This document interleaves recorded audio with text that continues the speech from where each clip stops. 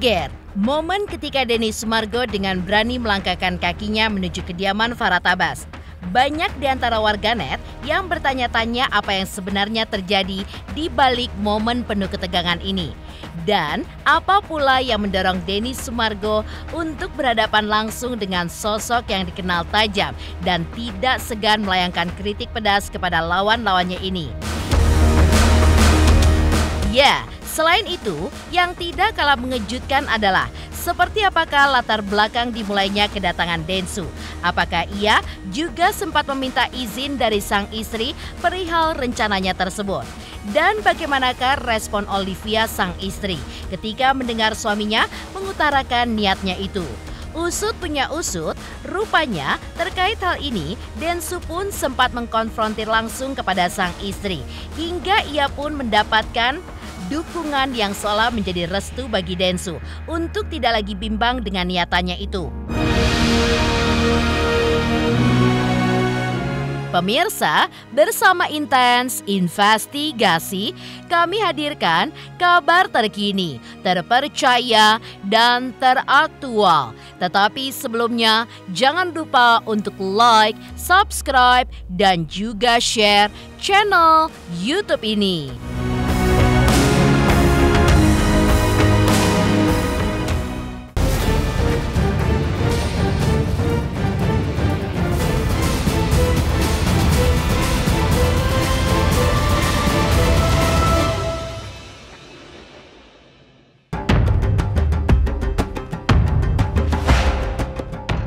Ya, sebuah momen menegangkan ini sedang ramai diperbincangkan.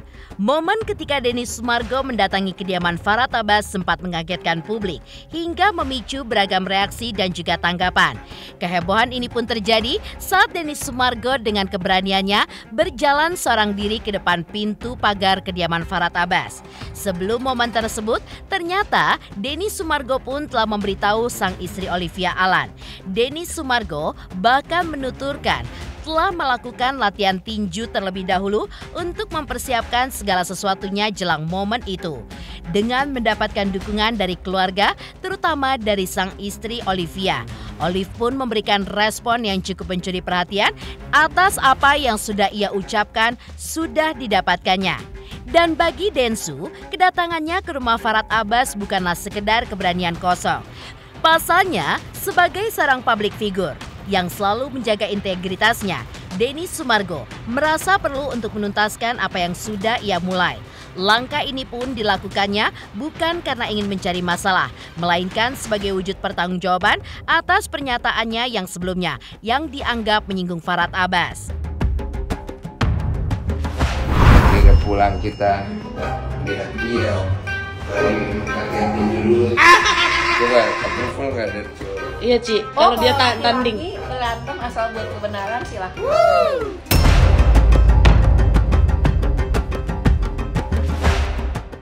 Sementara itu, seperti diketahui pula, momen yang menjadi begitu panas ini bermula dari komentar kontroversial yang disampaikan oleh Denny Sumargo di sosial media. Diduga, Denny Sumargo menuliskan 3 huruf yang langsung membuat Farhad Abbas pun berkomentar. Farhad pun langsung bertindak lantaran untuk menyelamatkan kliennya Agus Salim. Saat ditemui beberapa waktu kemarin, rupanya Agus pun mengetahui hal tersebut. Dan ia pun juga memberikan responnya agar kedua belah pihak untuk berdamai. Agus juga menambahkan ia mengerti kekesalan Denny Sumargo yang seolah tidak terima terkait kata-kata pengacaranya itu yang seolah memicu kemarahannya.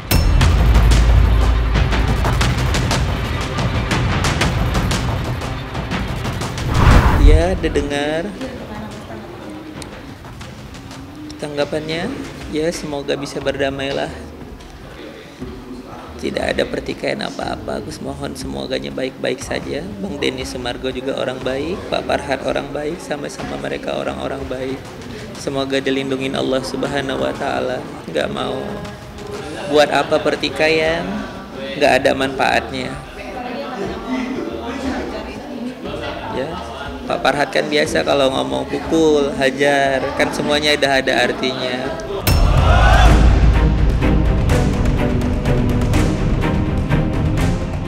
Di sisi lain, dalam kehebohan ini, hal yang paling diutamakan adalah bagaimana Agus segera sembuh.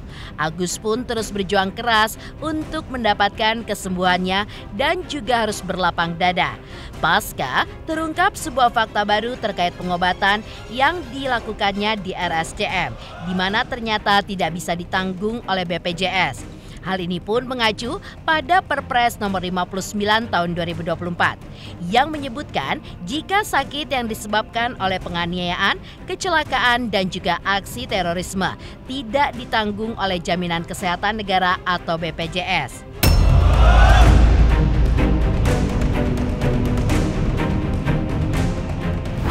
BPJS juga sekarang udah nggak bisa, tapi alhamdulillah pertolongan Allah ada aja, Mbak.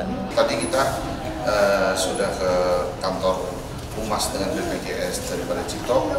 Dia menerangkan ada Perpres tahun 59 tahun 2004. Jadi di pasal 14.L bahwa dikatakan korban kecelakaan atau korban penganiayaan, ya kan, yang dengan kriminalisasi atau bagaimana, seperti Agus ini tidak dijamin oleh negara. Jadi untuk teman-teman sahabat-sahabat semua, akan jelas ya bahwa Agus tidak dijamin oleh BPJS melalui Perpres nomor 59.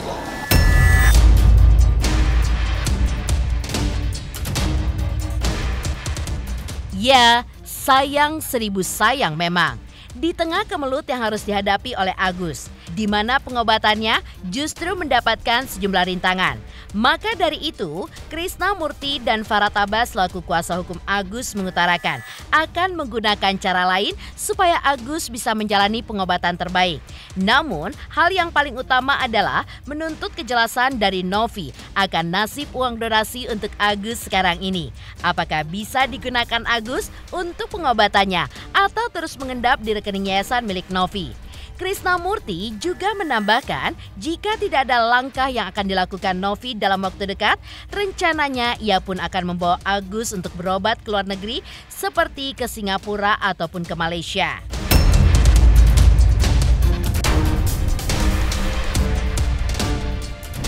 Hari ini pengobatannya tadi apa, paru ya, cek paru sama ini apa yang luka bakar ini.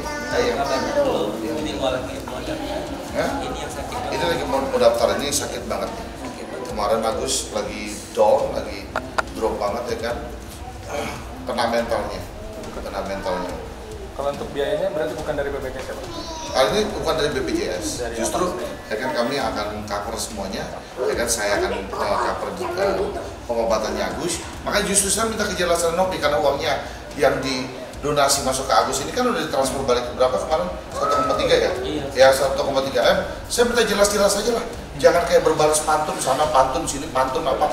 Duduk bareng kapan jelasnya, ya kan uang ini. Perjelas saja. Kalau misalkan, oh uang ini saya nggak mau buat pengobatan Agus, ya udah kita bilang jelas. Saya akan upayakan uang pengobatannya Agus. Senilai itu akan saya upayakan bagaimana caranya.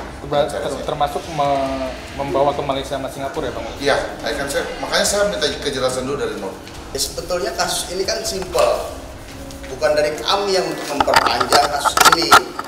Seakan-akan kami kan seperti ini kondisi yang membuat kasus ini menjadi panjang. Seharusnya dari dia untuk membuka hati nuraninya. Kalau memang ada itikat baiknya, marilah ke sini kita ngobrol, kita diskusikan dengan kepala dingin. Asalkan jelas ada klarifikasinya dari pihak Novi. Karena pada saat ini Agus ini balap-balapan dengan maut. Dan itu sudah terjadi biasa di dunia kemedisan. Kalau tidak cepat diambil tindakan, akan terjadi hal yang fatal pada Agus. Netizen atau teman-teman sahabat semuanya, mereka mengatakan pakai BPJS saja, katanya Agus pakai BPJS ya, betul kan?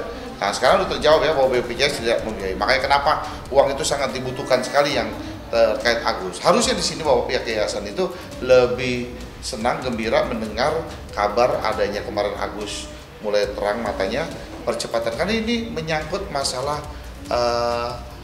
ubur-uburan dengan waktu. Artinya ubur-uburan dengan waktu. Misalkan ya, kayak anak kalian nih sakit nih, ya kan sakit nih. Hari ini badannya panas. Masa minggu depan baru ke rumah sakit? Atau kena penyakit cancer atau gimana baru 3 bulan 4 bulan, ya kan baru rumah sakit. Itu kan nggak bagus juga. Artinya nggak ada artinya. Ini harus cepat benar. Itu harus cepat juga ditangani. Sekali lagi, ya kan ini udah hari kelima ya, saya minta kepada Novi ataupun tim kuasa hukum yang lainnya untuk dapat bertemu dengan Agus, ya kan, udahlah saling turunkan egonya, sana turun setengah, sini turun setengah, pasti akan ada titik baik lah, titik ketemunya dengan kondisi yang baik. Nah, saya juga minta ketegasan, artinya bahwa apa? Kalau misalkan, oh uang ini kami yang dapatkan, lalu uang ini kami tidak mau melakukan lagi pengobatan untuk Agus, asal ada jelas begitu, saya akan upayakan untuk pengobatan Agus. Sudah gitu aja lah, mau pusing-pusing jadinya. Ya kan, iya. Kalau dari sono kan lihat lagi di medsosnya begini, ini lihat lagi di medsosnya begini, kan jadi nggak ada habis-habisnya.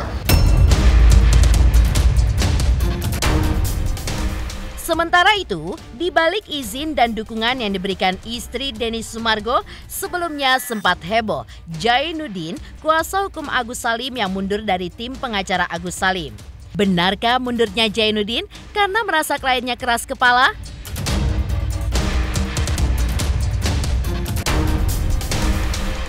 Selamat untuk intens investigasi 3 juta subscriber, luar biasa sekali 3 juta.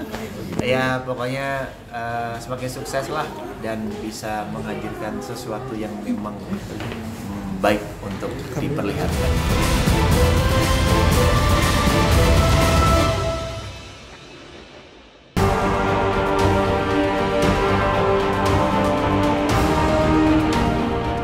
Kisru uang donasi 1,5 miliar rupiah yang melibatkan Agus dan Novi.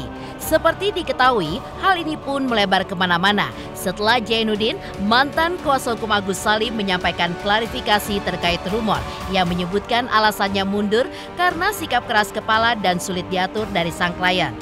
Jainuddin berpendapat kata-kata tersebut tidak pernah terlontar dari dirinya dan ia pun memiliki alasannya sendiri untuk mundur. Selain itu, ia pun juga menyampaikan bahwa komunikasi dengan Agus dan keluarganya masih berjalan baik meskipun kini ia telah mengundurkan diri dari tim pengacara Agus.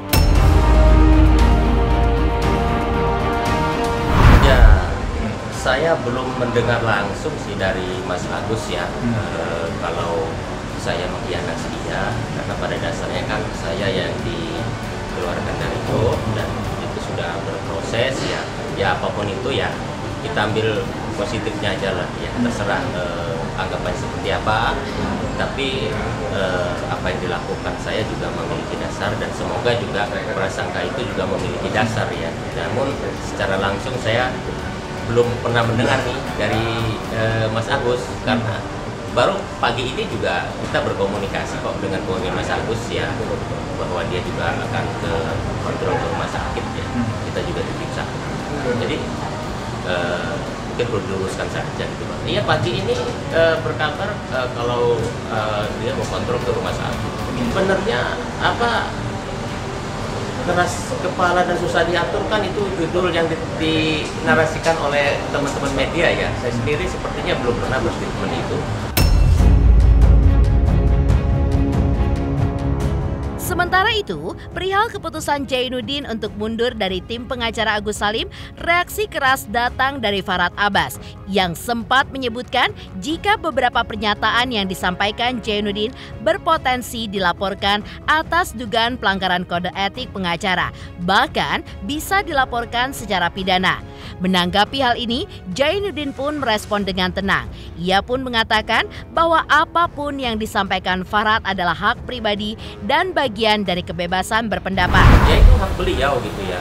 Yang sejauh ini saya tidak menyerang beliau, tidak menghujat beliau gitu loh. Meskipun saya sendiri ya sudah dicap penjahat, ya pengkhianat, ya itu ada ya. Bahkan ada status IG juga katanya bajingan lah apa ya, dan hal segalanya. Ya itu kita terima saja dengan senang hati ya.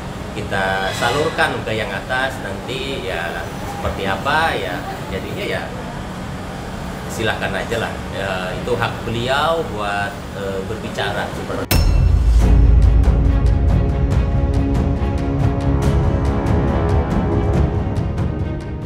Sikap santai yang ditunjukkan Jainuddin yang akan dilaporkan oleh Farhad Abbas sepertinya memicu tanda tanya besar. Sebenarnya, kemanakah permasalahan ini akan berlabuh? Lantas, seperti apakah praktisi hukum ketika menelisik permasalahan ini? Benarkah pula praktisi hukum Herwanto berpendapat jika kedatangan Denny Sumargo ke kediaman Farhad Abbas dapat dijerat dengan pasal pidana?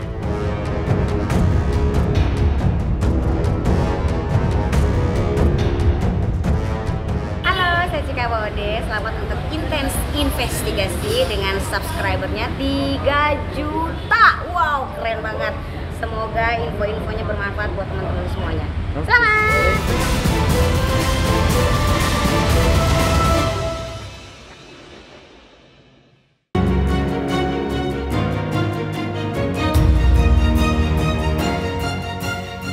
Sebagai praktisi hukum, tidak menampik jika momen ketika Denny Sumargo mendatangi kediaman Farhat Abbas sebagai bentuk tanggung jawabnya atas pernyataannya cukup membuat Herwanto angkat topi. Herwanto pun mengungkapkan jika Densu adalah orang yang bertanggung jawab atas apa yang ia lakukan. Dan menurutnya, Densu pun juga memiliki nyali besar karena berani bertanggung jawab sebagai seorang lelaki, bahkan mendatangi langsung rumah orang yang akan menghajarnya. Meski begitu, saat disinggung mengenai kata-kata kontroversial 3 huruf yang diucapkan oleh Densu, Herwanto menegaskan bahwa dia tidak mengatakan istilah tersebut benar atau baik.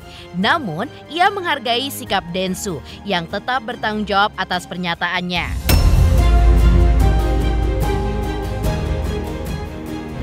Densu adalah orang yang bertanggung jawab terhadap apa yang dia lakukan, apa yang dia ucapkan, apa yang dia tulis.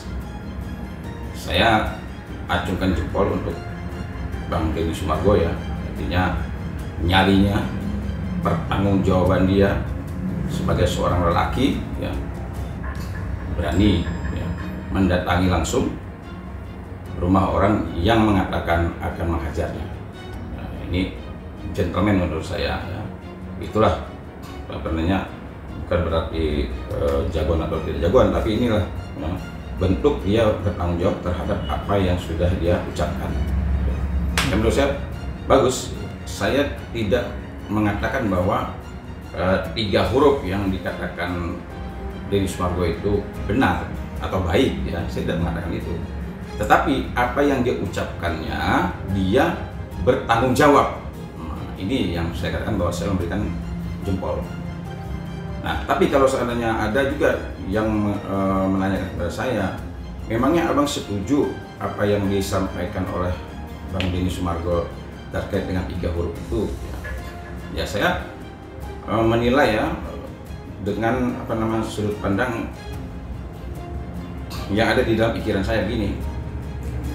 Kalaulah umpamanya Bang Denny Sumargo itu menuliskan 3 huruf itu ya, ditujukan kepada orang yang mungkin ya orang ini memang bisa menjaga harkat dan martabat profesinya, bisa menjaga kewibawaannya ya dalam berkomentar juga ya, siapa orangnya, bagaimana komentarnya, bagaimana sikap dan tingkah lakunya. Ya mungkin kalau seandainya komentar seorang ulama, saya yakin Bang Denny Sumargo tidak mungkin mengeluarkan kalimat 3 huruf. Kenapa kok Bang Denny Sumargo ini sampai komentarnya 3 huruf? Tentu ya dilihat juga siapa yang orangnya gitu kan. Nah, jadi memangnya Bang Denny Sumargo baru kali ini aja berkomentar atau membuat suatu pernyataan? Kan sering Bang Denny Sumargo itu di podcastnya kayak apa dan sebagainya. Enggak kan, baru kali inilah Bang Denny Sumargo sampai berkomentar 3 huruf tadi kan. Nah, kenapa? Ya karena mungkin dia melihat ya, mungkin pantas dia untuk mengeluarkan kalimat 3 huruf ini kepada orang tersebut.